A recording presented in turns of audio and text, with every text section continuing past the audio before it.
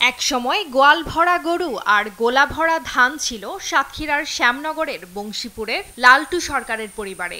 অসুস্থতায় লালটু সরকার এবং করোনাকালে তার স্ত্রীর মৃত্যু হলে অনাথ দুই শিশু নদী আর বৃষ্টির জীবনে নেমে আসে চরম দুর্ভোগ। অনাথ শিশুদের দিকে না তাকিয়ে চাচা গোলক সরকারের নজর পড়ে ভাইয়ের 10 বিঘার বেশি জমির ওপর। কিছুদিন না যেতেই জমি দখল করতে পথে নামিয়ে দেন দুই ভাইজিকে। শিশুদের অসহায় অবস্থা দেখে তাদের অধিকার ফিরিয়ে দিতে মানববন্ধন করেছে স্থানীয় লোকজন।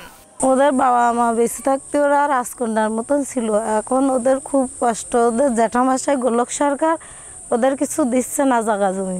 যেটা কেস করেছে বলে ওই এসএসসি পরীক্ষা দিতে পারে, এসএসসি পরীক্ষা দিলি ও সার্টিফিকেটটা হলেও করে যায় চাকরি পেত। গোলক সরকার তিনি সরকারের যে শাস্তি অনুযায়ী যে বিধিব্যবস্থা আছে সেটা যেন তাকে সেই ব্যবস্থা করা হয়। জেলার মানবাধিকার কর্মী ও এলাকাবাসীর প্রশ্ন এড়াতে পালিয়ে বেড়াচ্ছেন গোলক। ওরা আইনি তো জমি ওরা পাবে না।